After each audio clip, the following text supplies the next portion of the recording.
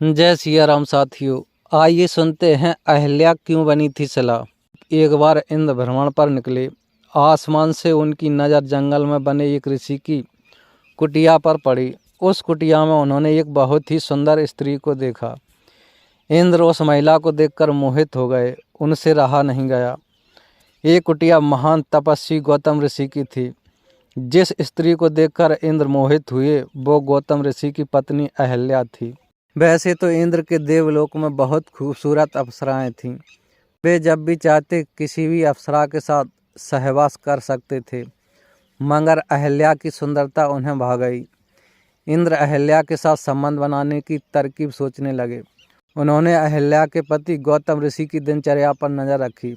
गौतम ऋषि रोजाना भोर होने से पहले जग जाते और अपने नित्य कर्म निपटाने के लिए नदी किनारे जाते थे। वहाँ 2-3 घंटे का समय बिताकर फिर कुटिया में आते थे। इंद्र ने इसी मौके का फायदा उठाने की योजना बनाई। एक बार जब गौतम ऋषि और अहिल्या सो गए, फिर कुछ समय बाद इंद्र ने अपनी शक्ति से भोर होने का कृत्रिम आवरण बना लिया। गौतम ऋषि को लगा कि सुबह होने लगी है।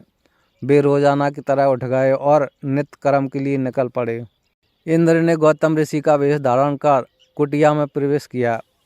अहिल्या को लगा कि उनके पति नित्य कर्म से निपट कर आ गए हैं।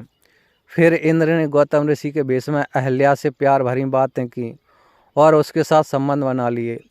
दूसरी ओर जब ऋषि नदी किनारे पहुंचे तो वहां के जनजीवन को देखकर उन्हें आभास हो गया कि किसी ने धोखे से सुबह का आवरण बनाया है।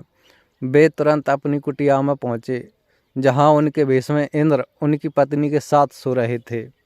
ये देखकर गौतम ऋषि आग बबूला हो गए। उन्होंने अहिल्या को पत्थर बनने का श्राप दे दिया।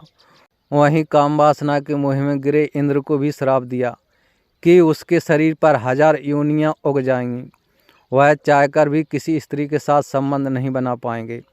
देखते ही देखते इंद्र के पूरे शरीर पर योनियां उभर आईं।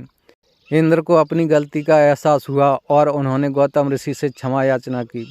ऋषि ने इंद्र को माफ़ कर दिया, लेकिन कहा कि एक बार श्राप दे दिया इसलिए वापस नहीं हो सकता। हालांकि गौतम ऋषि ने कहा कि इंद्र के शरीर पर उभरी ये योनियां आँखों में बदल जाएंगी।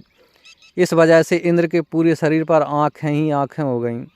दूसरी तरफ अहिल्या ने भी गौतम ऋषि से कहा कि उन्हें बिल्कुल भी यह एहसास नहीं हुआ कि उनके भेष में कोई और शख्स उनके साथ सोया है। इसमें उनकी कोई गलती नहीं है। उनके मन में छल की कोई भावना नहीं थी। गौतम ऋषि ने अहिल्या को वरदान दिया कि कालांतर में भगवान विष्णु श्री राम के अवतार में आएंगे और उनके छूने से तुम फिर से पहले जैसी बन जाओगी। सालों बाद श्री राम ने विष्णु के अवतार के रूप में धरती पर जन्म लिया। राम ने ही बाद में अहिल्या को छूकर उन्हें श्राप से मुक्त किया। जय सिया राम।